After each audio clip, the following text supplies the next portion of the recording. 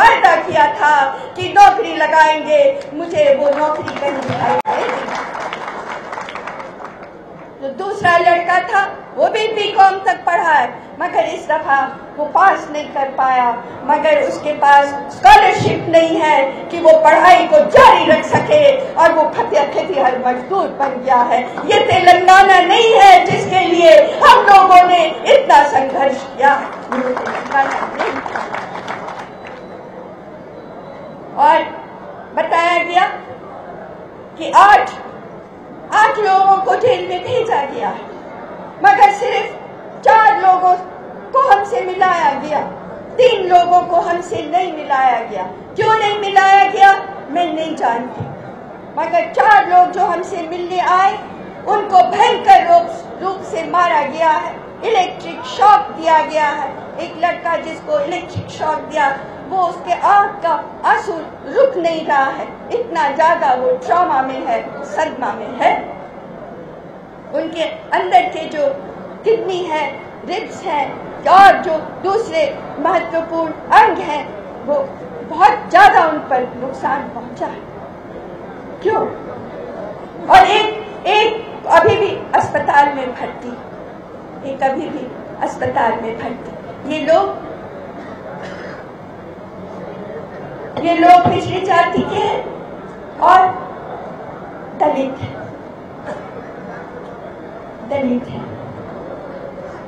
इन्होंने मुझे जो कहानी सुनाई मेरे लिए आंसू रोकना मुश्किल हो गया।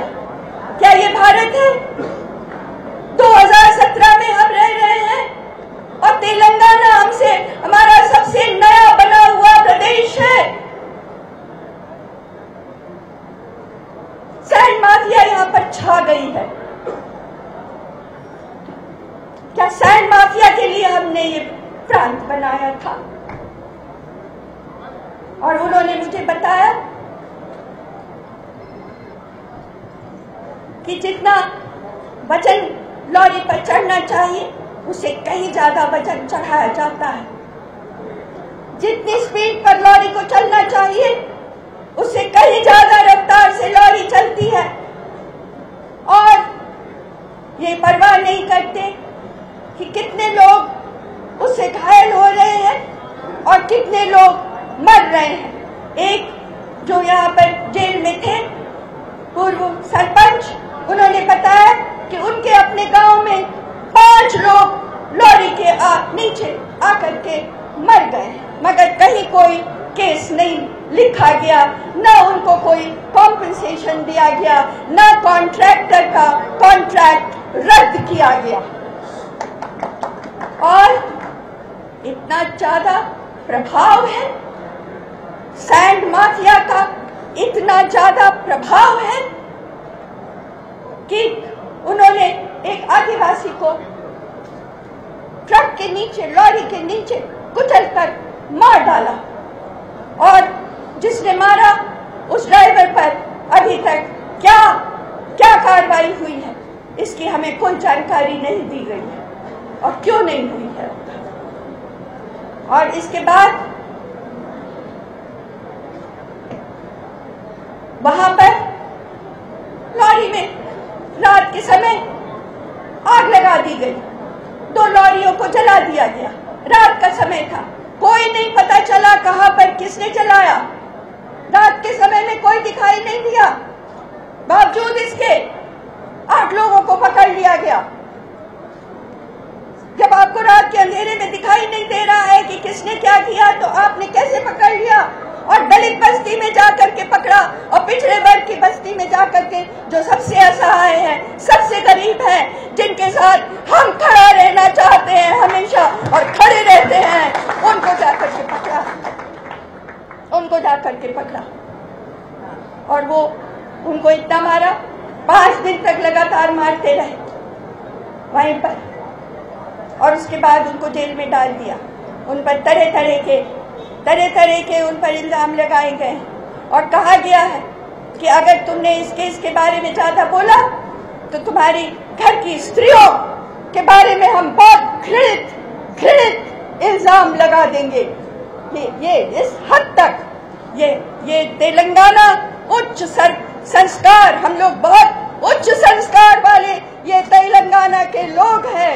मैं यहाँ आती हूँ, मुझे इतना सम्मान मिलता है, बहन के रूप में मुझे इतना सम्मान मिलता है। जिस तेलंगाना में उस तेलंगाना की पुलिस ने कहा कि यहाँ पर रहने वाली तेलंगाना की जो माँ और बहन है उस पर हम गंदे इल्जाम लगा देंगे, ये तेलंगाना की सोच के विरुद्ध है।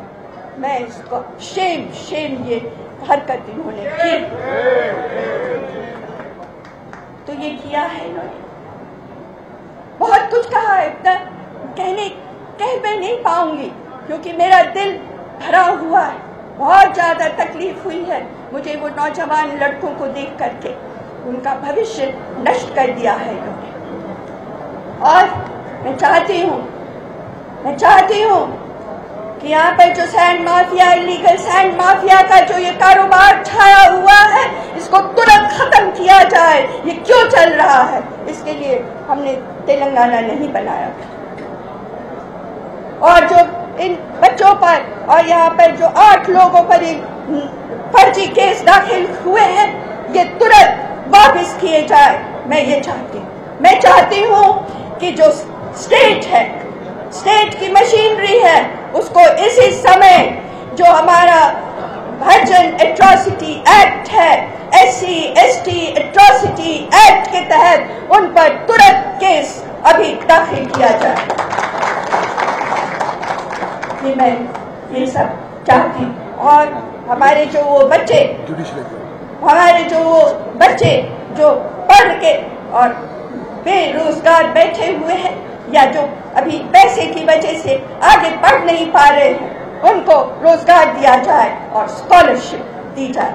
हम चाहते हैं कि यहाँ पर इस पूरे केस की जुडिशियल इंक्वायरी हो। और मैं ये भी चाहती हूँ कि केंद्र से, मुझे ताज्जुब होता है कि इतने दिन हो गए, 2 जुलाई का केस है, आज हम यहाँ पर 30 जुलाई को यहाँ पर 31 जुलाई को यहाँ पर बैठे हुए हैं। इतने दिन में केंद्र से अभी तक कोई नहीं आया है। और केंद्र क्या, तेलंगाना का भी कोई मंत्री, मुख्यमंत्री, कोई भी संबंधित व्यक्ति यहाँ पर नहीं आया है। क्यों नहीं आया है, ये भी जानना हम चाहते हैं। तो आप सब लोग यहाँ पर आए हैं, मैं हृदय से आपको धन्यवाद देती हूँ।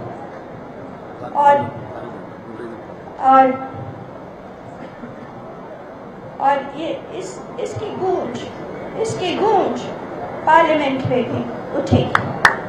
इसको पार्लियामेंट में मैं वहाँ जाकर के निवेदन करूँगी कि इसको पार्लियामेंट में भी उठाया जाए, लोकसभा में भी और राज्यसभा में भी उठाया जाए। ये मामूली बात नहीं है जो यहाँ हुई है।